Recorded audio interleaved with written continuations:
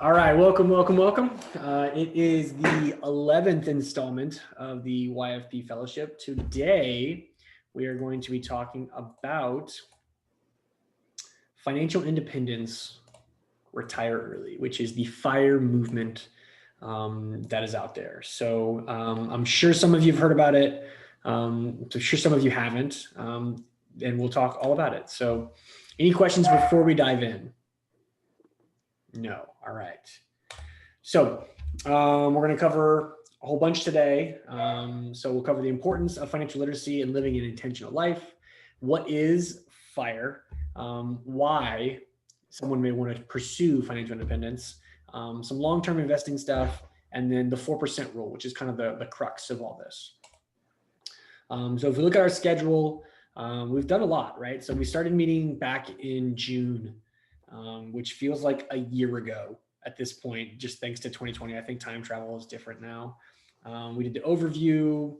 We did get organized. We decided this was way too long of a gap between meetings. So we started meeting every other week. We did scripture plan, student loan analysis, investment and retirement, credit, home purchase, tax, insurance. Last time we did combining finances. Today we're doing FIRE movements. And then finally, we're going to wrap up the week of Thanksgiving with an Ask the Tims. So we're going to have Tim Ulbrich, a practicing pharmacist, and Tim Baker, the founder of the YFP firm, and also a certified financial planner like myself. They're going to come on and answer any questions you have about the industry or about finances. We'll wrap up. We'll probably send out a quiz to see if you learned anything, or basically just how terrible I did and how awesome Kim was throughout this process. So as we go through this, some questions to kind of think about if you're into FIRE movement. If you hear my dogs, I don't apologize. You're just going to hear them. So where did you hear about FIRE? If you have heard about it, I'm interested. Have any of you heard of FIRE? No, all five of you? No, I have not. Perfect. Okay. So then on a scale of 1 to 5, how will you describe your knowledge? I'm going to go with a 1 for everybody. On a scale of 1 to 5, how much do you enjoy your job, right? So everybody's been in their job now for like 6 months. So how's it going? Like, how's everybody like their work so far?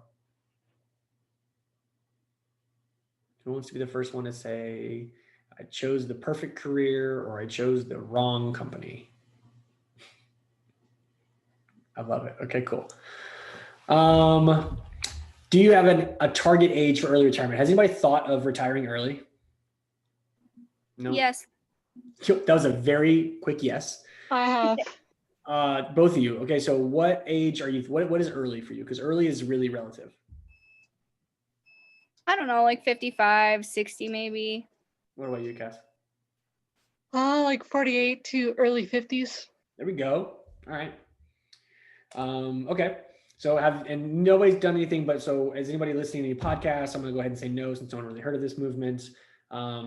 This is for your own thing, but as we talk about this, we're going to go through a mathematical calculator, kind of like we did in some previous lessons, and we're going to need your monthly expenses. So I'll share this list with you, this spreadsheet with you afterwards, but you'll need your monthly expenses, which is basically just all the money you spend in a month, so we can calculate some math using the 4% rule.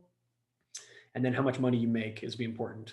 For some of you, if you're in residency, obviously, if you're doing this, we're not going to go off your residency salary. We'll use whatever you make those first years after residency. If anybody is in the private sector or if anybody is in their full-time position already, then we'll just go ahead and use that salary. But we'll talk about that more as we go. So financial literacy, right? So financial literacy is really important, and we don't learn about it.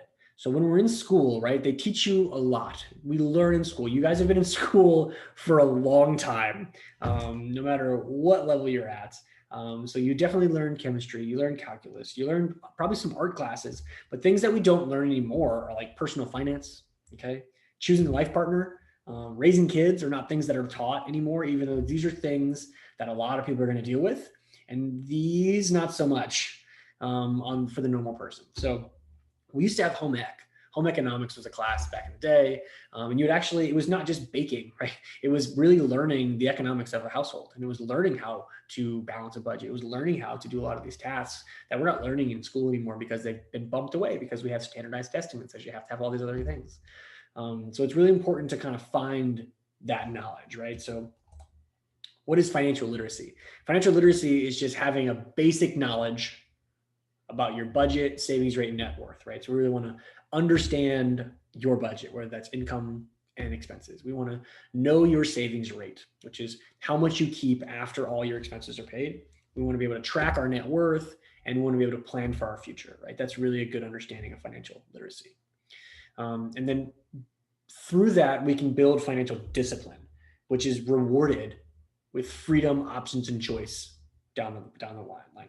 So there's a person out there that is very big in the financial literacy realm, and they have a reference of live like no one else will today, so you can live like no one else can in the future. And what that means is be disciplined now to give yourself more flexibility in the future, right? So do what others are not doing today, so you can do what they can't do later. I actually like that phrase. I don't like a lot of the things they say, but I like that one. So what is living an intentional life? When we're thinking about life things, we have like logistical questions and we have life questions, right? So logistical questions are things that most people are going to end up answering pretty early, right? You know, how much should I be putting away in my 401k? We talked about investment, retirement. We kind of talked about these numbers. You know, I'd like to see everybody get up to like 10 or 15%. If you can max it out, that'll be awesome. You know, is it better to rent or buy? Super, super flexible question, especially as the market shifts. You know, how much should I spend on housing? How should I invest the rest of my money? How much money should I put towards my kids' college? These are all questions we can find answers to, and they're kind of definitive. But the life questions are kind of different, right? So when do I want to retire? That's going to change as you go. You may have a bad day at work and you say, I want to retire tomorrow. You may have a great day at work and say, I could do this the rest of my life. I love my job. I love my patients. I love my blah. You know, how much do I need to support my family? When family sizes are going to grow and shrink and grow and shrink throughout life, that's going to change. What sort of career makes me the happiest? That is going to change as well. You may realize that after all of this, you wanted to teach, or you wanted to play a saxophone on the corner of your street. I don't know what people want to do. How do I want to spend the bulk of my time? Obviously, is going to change. Right now, you're okay working and growing and getting educated. In the future, maybe I just want to be able to spend time with my kids. I just want to be able to spend time with my dogs. More valuable for us are today. And then how do I want to be remembered? Is going to change throughout life. And you'll actually hear that as a recurring theme as we go through this, because you may not want to be remembered as the one who's always away working. Pharmacists can work really long hours, can work really long shifts, can work really weird schedules depending on where they're working, and they're away a lot. So that can be a problem. This is a quote from Paula Pant. So Paula Pant is another certified financial planner. She has the Afford Anything podcast, which I'll mention later. But her quote here is, every decision that you make is a trade-off against something else. That's true not just of your money, but also of your time, your focus, your energy, your attention. Anything in your life that is a limited resource. The question then becomes, what's most important to you? What do you value most? How do you align your day-to-day behaviors to reflect that? Okay. And the biggest thing we're talking about here is opportunity cost. So if you want one thing, it's going to cost you another. If you want time off from vacation, it's going to cost you pay, or it's going to cost you the ability to get the work done on time. If you want to stay late to finish a project, it's going to cost you time in the evenings with Baby Yoda, if you're me, or your family, I guess, is also something people want to spend time with. But she has a tagline that she uses that I like as well, called her Afford Anything podcast. That says, I can't help you afford everything, but I can help you afford anything.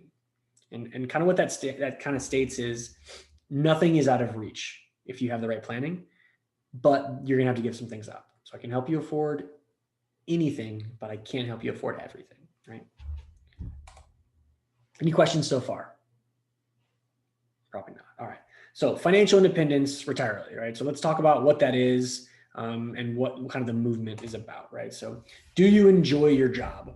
A lot of people in this industry, when this kind of first started, was people didn't like what they were doing and they wanted to find a way out of it, right? And so 85% of workers aren't engaged at work, including 18% who are actively disengaged. Those are people who that thoroughly dislike their jobs, right? It tends to make them resent their jobs and hate going in, right? I don't want to be here.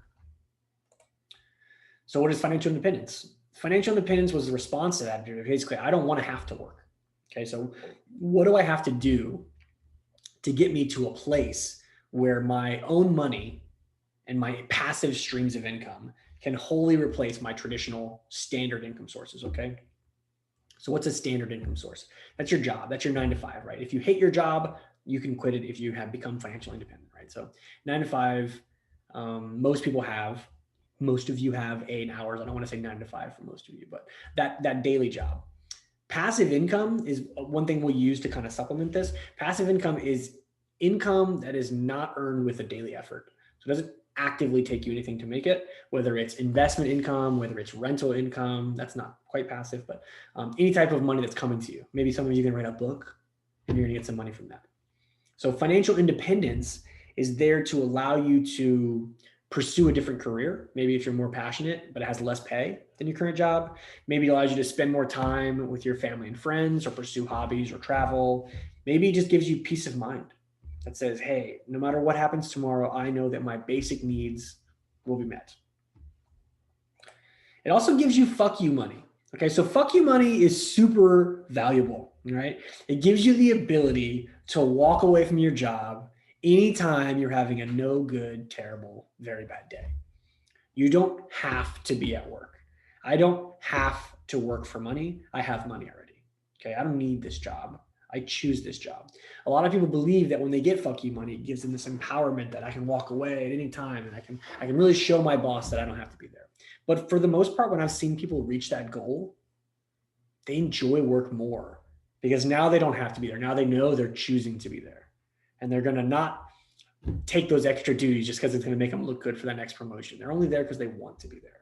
It's a really valuable place to be in life when you know you have other options in any sense. When you know you have other options and you're choosing this one, it's really gratifying. Does that make sense?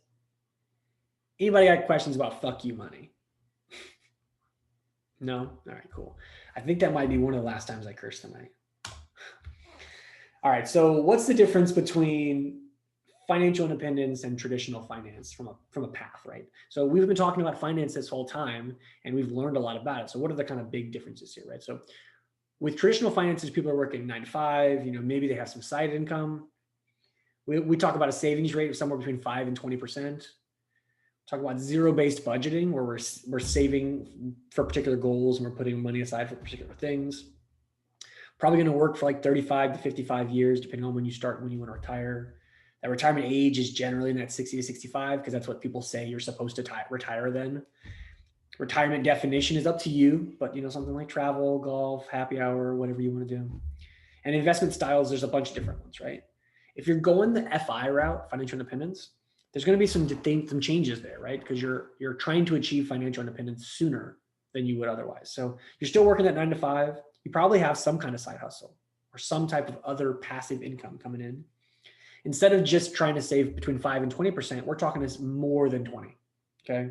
The faster you get to those dollar figures that you need. With a budgeting, instead of a zero-based budget, we're going to look at savings first or pay yourself first method, where we're going to try to really jumpstart our savings. Working timeline is however long you define it as, whether it's 10 years, 30 years, right? However old you want to be when you retire changes that there. Retirement definition, if you retire it earlier, you can do different things. You can explore different hobbies that you would otherwise not be able to do because of health or physical restrictions when you age. Maybe you want to travel more. Maybe you just want to pursue those other passions.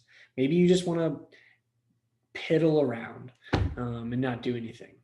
But because of that, investing styles are going to have to be a little more intentional, right? So we have passive investings, but we also want to make sure we're doing that low cost things. We're going to make sure we're setting the right money aside in the right accounts to have the right tax brackets available for us when we need those assets, okay? What about the life paths? How are the life paths different? So traditionally, most people in your positions are spending liberally if they have money at this point, if you're not in residency, spending liberally because they don't have a whole lot of financial burdens outside of student loans. If you're in a relationship, basically gives you the increasing your lifestyle because now you have 2 incomes, maybe only 1 rent or 1 mortgage. Once you have kids, family gets expensive, right? So that leads to more expenses. Lifestyle, basically keeping up with the Joneses is going to be really common. You're going to see others around you start to increase their lifestyles and you're going to feel like you should be doing that as well. If somebody who's in my residency class or my cohort also kind of gets that Tesla, now it's my turn to get a Tesla. I guess I have to buy a bigger house. I can't live in this apartment anymore. I'm a doctor, I have to do this. And then that retirement goal, right? You're basically shooting for those golden years. You've seen other people get to 60, 65 and call it a day. Okay. With financial independence, we're trying to be a little more intentional. Okay. So in the early career, we're going to spend only what's unimportant. Not saying you can't spend money, but let's really spend it on where the value is at for you. What's important for you, and let's spend it for quality there. Once you have two incomes, whether it's you and another person or just your double income, it gives you the ability to save even more. So instead of increasing your lifestyle, you can increase your savings rate to a higher level. Kids are still going to be expensive. No matter what strategy we're working on here, kids are expensive, okay? But maybe you want to focus more on experiences over evidence of your experiences, right? So, hey, we're going on trips, but we're not buying all this garbage. I don't have any kids, so that's what I feel like most of that stuff is. I'm sure when I have kids, my mind will be different. Lifestyle, right? We're focusing more on the family and less on other people's families, right? So less keeping up with the Joneses if we can avoid it is always going to be a good thing. And then retirement, again, stop traditional work whenever you feel like it, right? Or whenever financial independence is reached. Then we can pursue those other things that we want to do. Or we can keep in our profession, we can extend our value, or we can extend the money we're going to have in retirement so we can do more stuff. Any questions so far? All right. So let's do an example here. Let's take Pete. So Pete graduated with a PharmD at age 25. Okay. Beginning salary, didn't do a residency, went straight into retail. He was making $120,000 pretty quickly. He worked hard, not excessively, earned consistent raises and several promotions over time. Pete spent money mostly on what he needed, but he enjoyed some luxuries. Lived with roommates into his late 20s, purchased and drove the used Honda, and bought and moved into a modest home when he married his wife at age 30. By controlling his wants and not succumbing to lifestyle inflation or lifestyle creep, keeping up with the Joneses, Pete was able to save about half of his income. When he married his wife, Jane, they saved most of their income. By age 35, they had accumulated a net worth of $1.1 million, tracking their annual expenses of about $40,000. They realized that they had reached financial independence using the 4% rule, which I'll explain later. They felt confident knowing that if they stopped working, the passive income and the nest egg that they created could sustain their lifestyle. They now were able to decide if they wanted to take time off to travel, downshift to part-time, and still work in the jobs they loved, quit altogether, or just continue to grow together. This is a not unrealistic scenario. All right. So this is depending on how you want to do this, it's a possibility. Okay. But there's different types of FIRE and FI. So everybody out there with a blog in the personal finance space wants to come up with a new cool term for financial independence so they can be like the one who had it. But these are the big ones, right? So traditional FI, lean FI, FFLC, and fat FI. So traditional FI, traditional financial independence. All that means is that you have sufficient net worth or investable assets that expenses are covered by income generated from those investments. Working in a standard job would be completely optional at that point, okay? You can continue your current lifestyle just living off your investments and the money that it produces. Does that make sense? Lean FI is the income from your investments covers your basic necessities, covers food, covers housing, right? All the things that you need to live, but not all your expenses, okay? Additional income is probably going to be needed to sustain your current lifestyle, okay? So you could live off your money, but it wouldn't be the same lifestyle you're living now. FFLC, or fully funded lifestyle change, is actually really common. So this is when you're thinking about changing professions, right? Maybe you want to go back to academia and teach. Your salary is going to drop for a little while. That's actually, we've seen that with a couple clients. Changing professions without meeting your financial independence threshold, but it covers the pay cut that you're going to take. Okay, so let's say your salary is going to drop from like 120 to 70 for a couple of years before it kind of grows back up. You could put aside enough nest egg that you could cover that difference. You wouldn't have to change your lifestyle too much. In the meantime, you would just be eating that savings until your salary rebounds. Does that make sense? All right. And then fat FI. This just means rich. Okay. This is income from your investments, covers all your basic necessities. It covers your current expenses and allows you to live a more extravagant lifestyle than you are currently. Okay. This is everyone's goal, whether they know it or not. Everyone wants to be rich. But this is kind of that choice. You may hear some other things out there like fluid fire is a big one right now. Flexi fire is a big one. But like these are the kind of big topics. Any questions about that? No. Okay. So again, like it all comes down to like what is FIRE, right? And it's going to be really relative to your situation. So it's exactly what it sounds like. Financial independence, retire early. Financial independence, live sustainably with expenses covered by passive income. Retire early means stop traditional work prior to the conventional age of 65. So this is whenever you reach it. This is whenever you want it. Okay. What FIRE isn't. Okay. There's a lot out there about why it's good, why it's bad, what it is, what it isn't. Let's talk about some myths. So financial independence is all about accumulating money. That's not accurate. Okay. That's a byproduct of this, but financial independence is about freedom.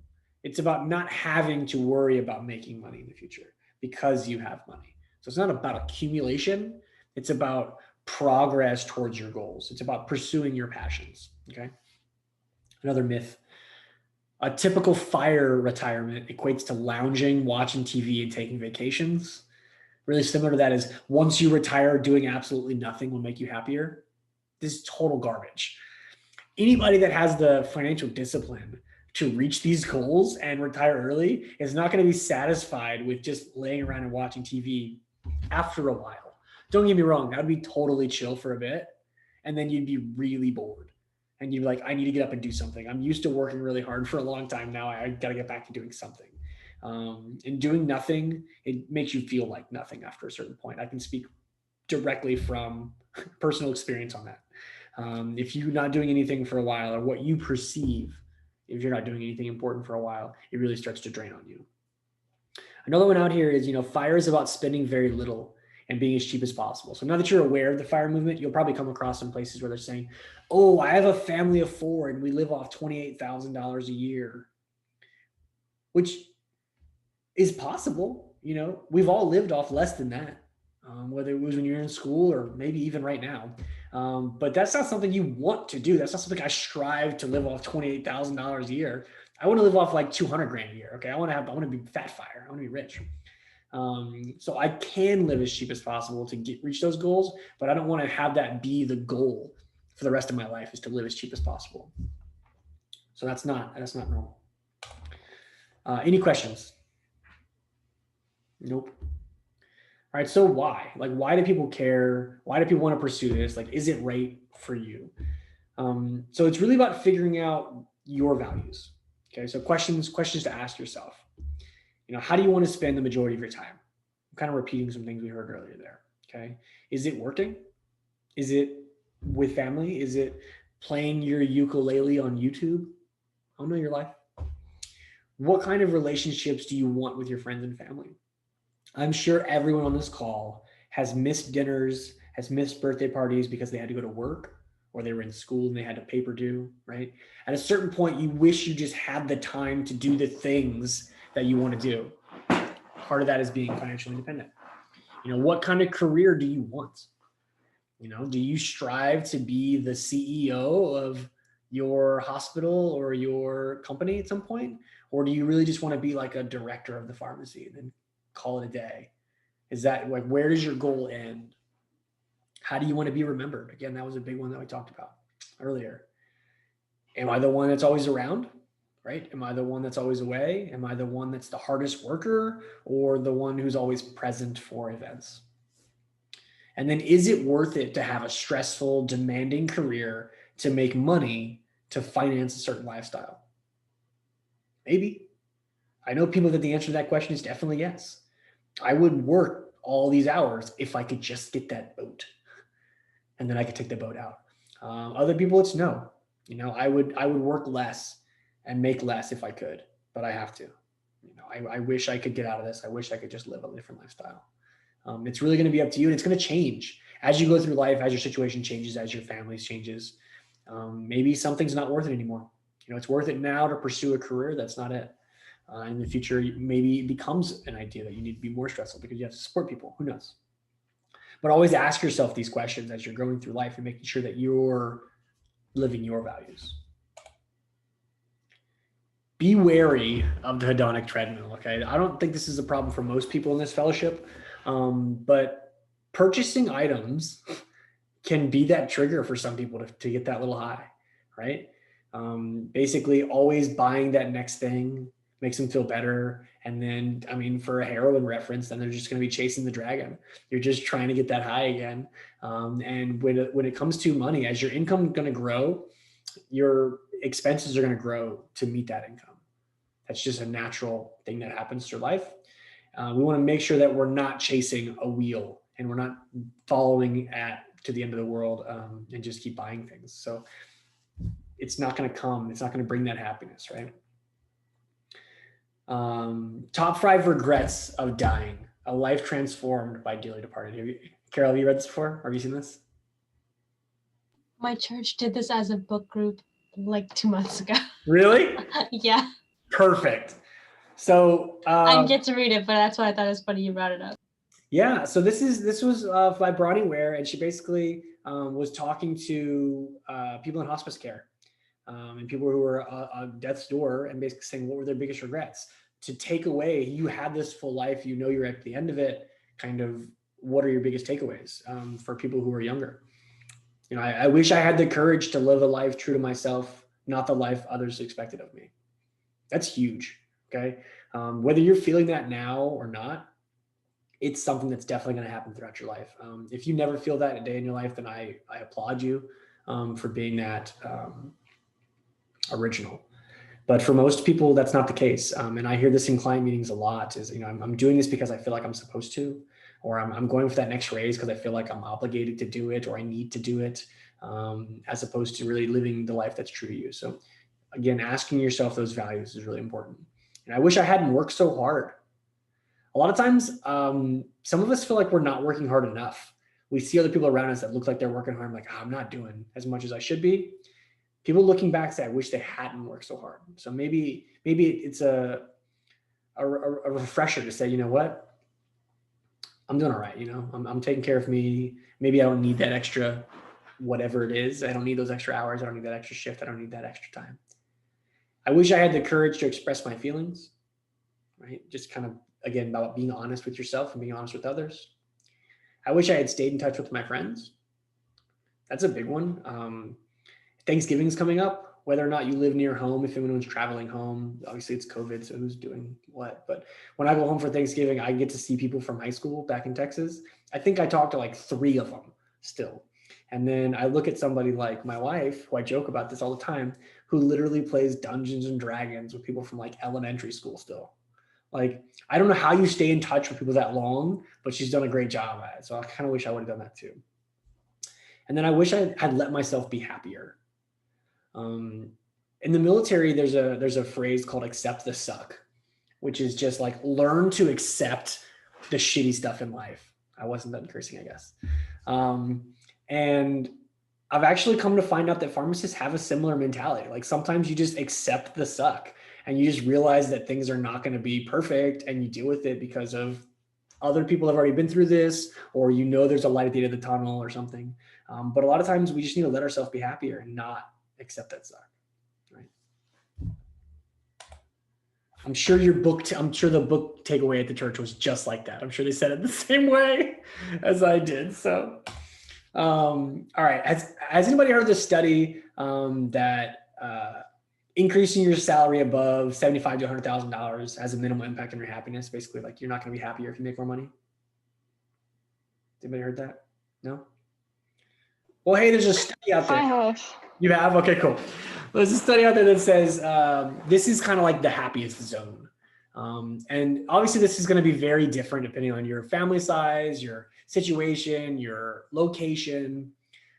But the idea here is that money's not going to bring you more happiness, okay? Money can only buy happiness to a point. That point is a jet ski, by the way. You've never seen somebody frown on a jet ski. But after you have that, money can't really buy too much more happiness. The idea with that price range, that value range, So median household income in America is about $55,000. So $75,000 to $100,000 puts you at like the upper end of like middle class for an average American household. So that makes you feel rich relative to your peers. And if you make much more than that, you move into the lower end of the next socioeconomic level. So then you start feeling poor relative to your peers. So it's all about understanding what you have and if it's enough for you, right? So that's again, asking your values, finding out what's important, and then achieving that. Does that all make sense? Yeah, okay. So financial independence, the whole idea is predicated on like passive income and long-term investing. So we talked about investing a couple meetings back, but we're just gonna have a quick little refresher here. So the history of the S&P 500, so Standard & Poor's S&P 500, 500 largest publicly traded companies in America. This is like the benchmark for US stocks. This chart basically shows that on average, the stock market returns about 10% on a yearly basis. Once we adjust for inflation, it comes down to about 7%. We can prove that historically over time, that all these averages are right around 7%. And if we invest for the long term, we've never had a rolling 20-year average where the stock market was down. So we feel pretty confident investing in the stock market. Albert Einstein said compound interest is the eighth wonder of the world. Based on everyone who's here today, I'll basically say she who understands it earns it. She who doesn't pays it. Basically want to make sure we're investing, right? We had talked about aggressive Jane, who put her money aside for 30 years, got a 7% return, was able to save $1.8 million. This is another one you guys haven't seen yet. So this is different timelines for investing, right? So let's take three people. Let's take Avery, Bill, and Chris. They're each going to invest $5,500 per year for 10 years. Okay, so they're all going to invest exactly the same $55,000, but they're going to do it a 10-year difference apart. So Avery starts at 22, goes for 10 years and stops. Bill starts at 32, goes for 10 years and stops. Chris goes for 40, starts at 42 and goes for 10 years and stops. So because that compound interest just jacks up so much, Avery comes out of here with $655,000 and Bill only has, or Chris only has 882, even though they all invested the same amount. That compound interest is really what we care about. Does that make sense? All right. If we build out a portfolio, we just want to have a good 75% US, 25% international. It's a real simple portfolio. J.L. Collins. So J.L. Collins is a writer. He's at the forefront of the financial literacy and financial independence mindset. He wrote The Simple Path to Wealth. So if you ever want to read a book or listen to one, I'm a podcast person and an audiobook version myself. A high stock allocation is extremely aggressive and is designed to optimize returns, but is dependent on not panicking and selling when the market drops. Market drops, even severe ones, are a part of the normal process, okay? So when we were talking about investing in retirement, we talked about the cyclical nature of the market. People get FOMO, and they get fear, FOMO, fear, over and over again. We want to make sure that we're staying invested, right? But don't listen to just us, right? Let's take it from smarter minds out there. So Warren Buffett, the Oracle of Omaha, at one point in time was the second richest man in the world before like the internet blew up. And just made everybody rich. He said his entire career has been predicated on buying underperforming companies, improving or destroying them. But he says to his family, the trick is to not pick the right company. The trick is to essentially buy all the big companies through the S&P 500 and do it consistently. Mark Cuban, like the inventor of internet radio, sold that for a ton of money, then built another company. Now he owns the Mavericks and Landmark Cinemas, and he's on Shark Tank. Consistently buying an S&P low-cost index fund makes the most sense practically all of the time. Keep buying it through thick and thin, especially through thin. So we've had a good run in the market over the last 2 decades, but it's gonna change at some point, right? We had COVID happen in March and April, and the stock market lost 37%. It's gonna happen again, but for long-term investors, we're not really afraid of that because we're worried about the long term. And then Jack Bogle. I'm not sure if any of you know who Jack Bogle is, right? He's not as famous as some of these other people. He's the inventor of Vanguard. So if you've heard of Vanguard funds, he's the creator of that. So obviously he'll say, the key is living within your means, saving money and putting it into a low cost mutual fund like Vanguard, and living as inexpensively as you can. will pay dividends, right? So we just want to make sure that we're following these bright lines. Any questions before we jump to the 4% rule? All right, so the 4% rule is the rule of thumb. And to do that, we're gonna first talk about like manifest destiny, go forth, young son, go west, young son. Everybody was going west, but they didn't know exactly where they were going, but they knew they were headed that direction, right? But it's not a straight line. It wasn't straight from Baltimore to San Francisco. You had to go up to go over a mountain. You had to go down to go through a valley. You had to go over a river or through a pass. But we want to make sure we're heading in the right direction at all times, right? So we want to head west, right? The sun is setting, let's follow that. The 4% rule should be that guiding light. Okay, so the 4% rule basically says that you can withdraw 4% of your investable assets each year of retirement with minimal risk of running out of money. Okay, so this is a mathematical principle that basically just says 4% is that number. As long as you're invested in the stock market, and earlier we said stock market's going to get you 7 to 10%. If you can take 4% per year, including inflation, every year, and you should never run out of your principal, which is the original amount. Does that make sense? So the 4% rule. So how do we come up with what does that mean really? So we take our nest egg, which is how much money we have invested for this goal, times that by 4%, gives you the amount you can withdraw each year without running out of money.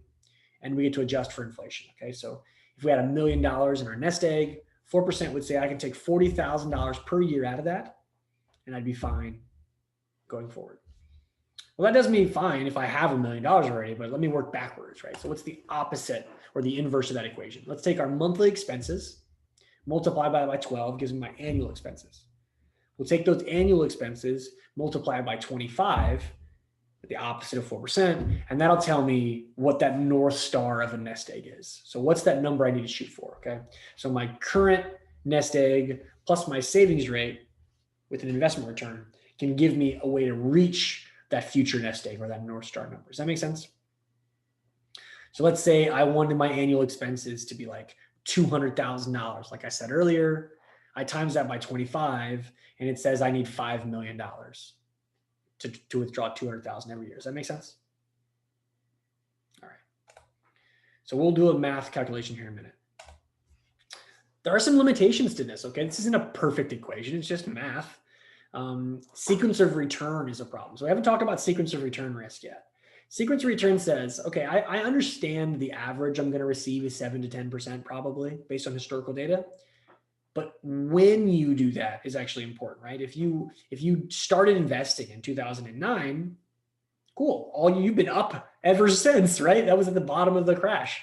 If you tried to retire in 2008 and then you lose half your money the following year, that's not ideal, right? So some things are just the sequence of that average, right? So it's still the average, but the sequence is really important and we can't control that.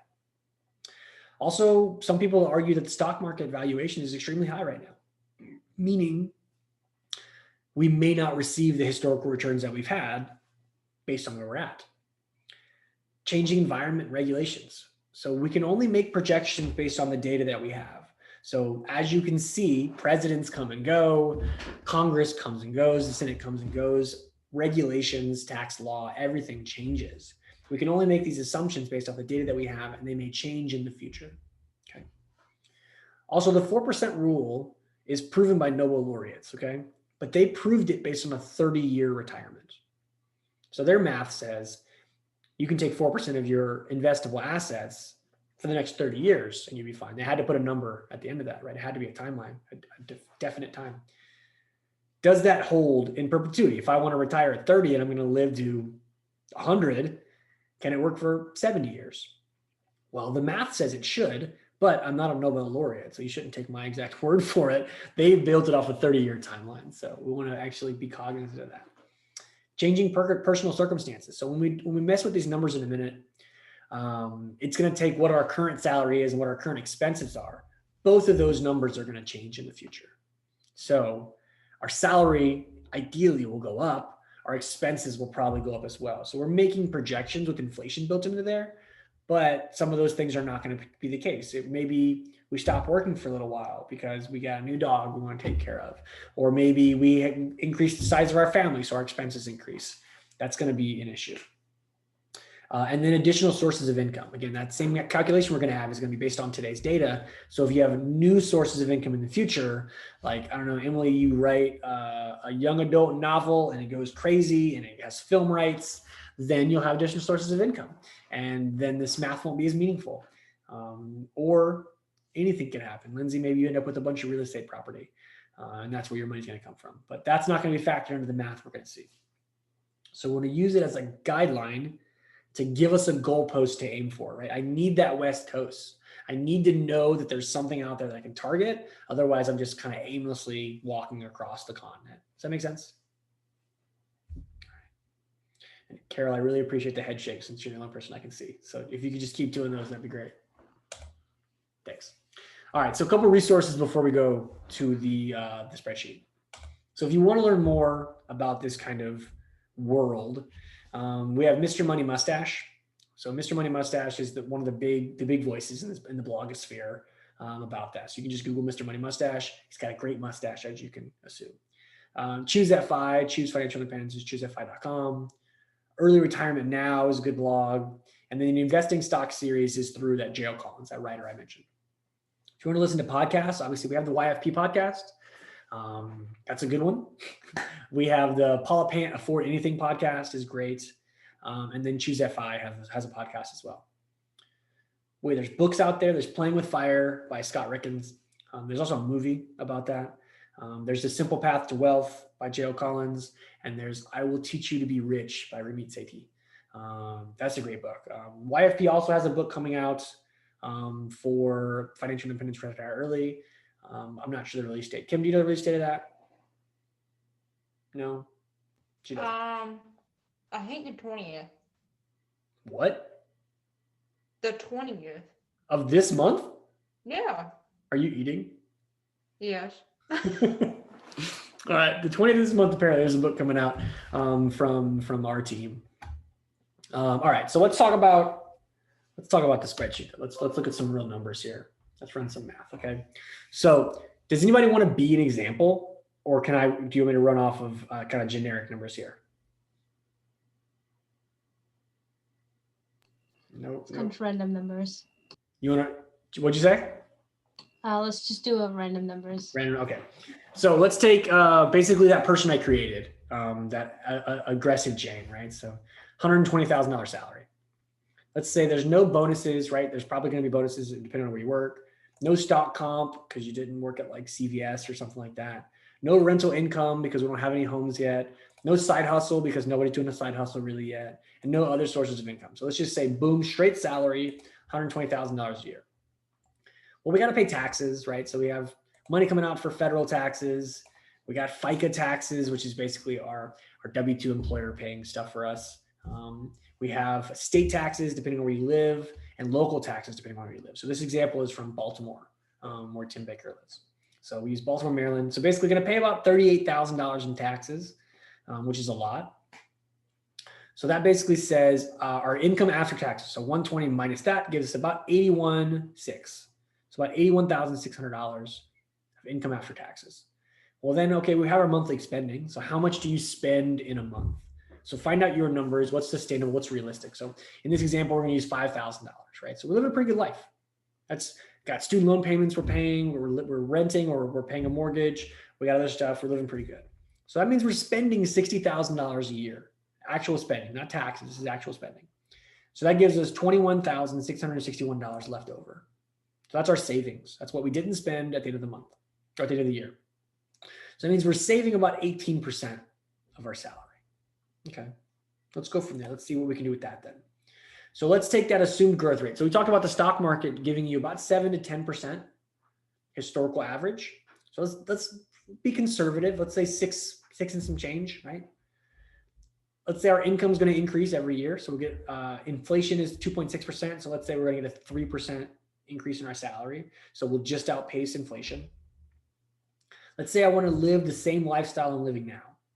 So what this number right here, because you're going to get this spreadsheet afterwards, this number here basically says, do I want to live the same life? Do I want to live a more lavish life, two times my salary, my normal spending, or is I just want to have one time? Right, so we'll live our normal life. What money do I have saved right now? Right? So I probably have some money saved. Maybe you don't, but let's say we have some money saved already through previous 401k, 403b contributions. Okay. What's our monthly rate of savings based on that previous number earlier? How much are we saving on a monthly basis? And then using the 4% rule, how much money do I need? Okay. So let's take that 4% rule. So 4% withdrawal rate. I'm going to get that 6.6 return we talked about. I'm currently spending $5,000 a month. I'm going to keep spending $5,000 a month. I need $60,000. So using the 4% rule, that means I need $1.5 million of money. And then I'm financially independent. Okay. Well, I have 75 already. So I really only need 1.4, some change. What's $24,000 between friends? I'm saving $1,800 a month, $21,000 a year. So that means I have to work for the next 23 years. So 23 years from now, I'll be financially independent based off this exact data. All right. Well, if I'm 25, that means I'll be 48. That sounds pretty dope. If I'm 35, I'll be 58. Okay. Well, what can you change, right? Also, let's talk about maybe the 4% rule doesn't work. Maybe I want to be more conservative because that scares me to only have that much money. So if I did the 3% rule, basically I just change the percentage of withdrawing, meaning I need more money. I need 2.2 instead of 1.5, 28 years. Same exact math everywhere else. Be more aggressive. I only need 1 million, 8,000, 80,000, 19 years. Okay. Well, what can you change though? Okay. Well, I'm living a pretty good life here. If I'm spending $5,000 a month, this is not taxes, this is actually spending. It's pretty high, depending on how you're living. If you're single, it's a single person. So what if I only did $4,000 a year, a month? So instead of spending 60,000, now I'm only spending 48,000. And instead of saving 21,000, now I'm saving 33,000. Instead of an 18% savings rate, now I have a 28% savings rate. Okay. So we're above that 20% threshold. Now, how does that change the math? Okay. Now I only have to work for 17 years with the 4% rule, 21 years with the 3% rule. Okay. Now, if I'm 25, now we're talking about a lot younger. Okay. Now we're talking 42. I'm financially independent. I'm probably still going to want to work, but maybe I can work in a different career field. Maybe I can go to academia. Maybe I can go to part-time. Maybe these numbers don't work. You know, maybe I need to spend more when I get there. Maybe I need to spend 2x, right? I'm only spending $4,000 now, but in retirement, I want to live lavish. I want that fat fi, right? So instead of spending 4,000, I want to be able to spend 8,000 in retirement. Okay. Got to work for 25 years. But if I'm 25, that's only 50. So I can stay on the same path if I decrease my spending today, and I can live a better life at 50 than I can today. Is that something somebody wants to work for? Is it not, right? There's an idea out there that, oh, I need to save for retirement at all costs. I need to put money aside. But in reality, in that scenario, I just said spend less today so you can spend more tomorrow. Tomorrow's not promised, right? We got to live today as well. So for some people, that's going to be valuable. For some people, it's not. I said a lot. I didn't have the same energy as normal. Sorry about that. Less cursing though tonight, so there's a benefit for whoever watches the video. Questions, comments, issues. What do you guys got? Financial independence, retire early.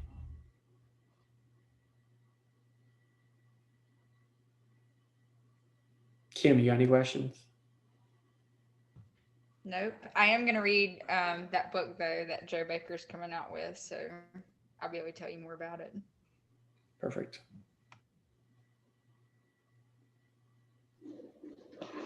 So I have a question. Yeah. So that 4% rule and the way you adjust it is really just kind of you having to find where you're comfortable living and then kind of adjusting it from there? Yeah, that's the idea. The idea is to kind of understand what your expenses are going to look like and then just give yourself that West Coast to aim at. So the 4% says, you know, if I'm comfortable taking $40,000 a year, I only need $1 million to draw that down. Okay. So is $40,000 enough? Yeah, find out where that comfortable is. And you have to include other things, right? Let's say I have a teaching background and I know I'm going to get a pension from the state. Okay, well, they're going to give me $20,000 a year. All right, so I get that. So now instead of, whatever I need, I had $20,000 less. We don't generally want to count on Social Security, but it's probably going to be a thing. So, okay, well, at a certain point, I don't need as much again because I have Social Security. Okay. Maybe I have that passive income. Maybe I have real estate and I'm making $1,000 a month from real estate in the future. Okay. Now I need $1,000 less. So then we find out what those numbers look like. And it can tell you one of two things. It can tell you this is the age in which I'm able to retire, or you can work in the opposite direction and say, this is when I want to retire. This is how much money I need. This is how much money I'm going to have for my investments. This is the delta. That's the difference. This is how much passive income I need to start to find and start building so it'll be there when I need it, right? For a lot of people, it's real estate. That's like a big push ever since the housing crash. So it's okay, cool. This is how much money I need from real estate when I want to retire to go with my investments I'm already going to have. How do I then work backwards even more to how do I get there? Okay, cool. That's going to be 10 houses at $1,000 a month. All right, what does that house look like? How do I get to 10 houses? Okay, cool. I got to buy one house every other year from this time frame. I got to start here. How much money do I need to buy that house? Cool. Build a plan. All of this is just to give you that design that you can work towards, right? Mhm. I know I've said this to y'all before. My grandmother always says the phrase, if you don't know where you're headed, pick a direction and start running. Well, I'm giving you a direction, okay? I'm telling you, like, this is that goalpost, that West Coast you can aim for. Just start running in that direction, and then we'll pick up more and we'll change, we'll turn, we'll pivot on the path. But yeah, the whole idea of the 4% rule is just to give you that guidance. Otherwise, you may never know when you've reached financial independence, right? You may just keep saving for this imaginary time when enough is enough. But we've all seen enough movies of rich people where enough is never enough. So you have to have something that says, yep, I did it. I completed it. I have the thing. And that's what the 4% rule there signifies. Perfect. Thank you for explaining that. I just wanted to clarify, I guess. Yeah, thanks for asking. Anybody else got a question tonight? Related, unrelated at this point. We can go anything we talked about previously or anything we have.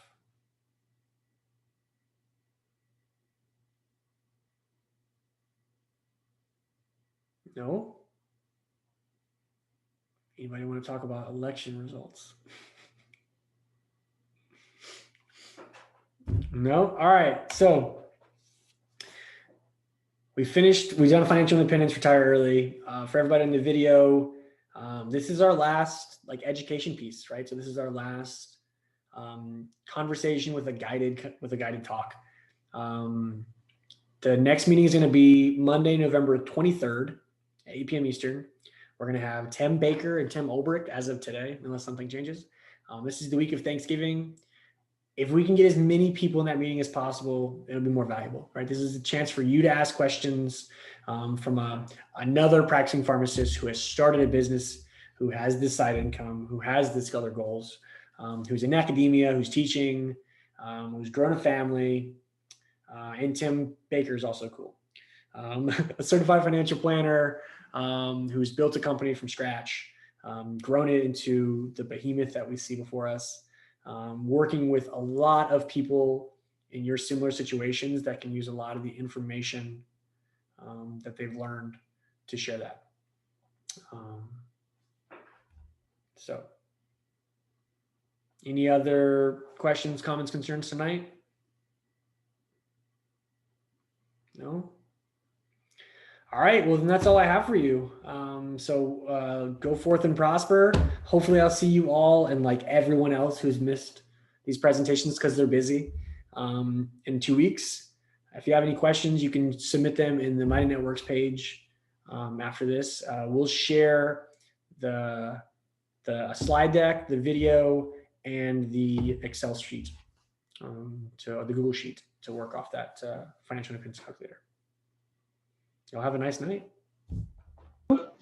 Thank you. You too. Thank Have a good you. night.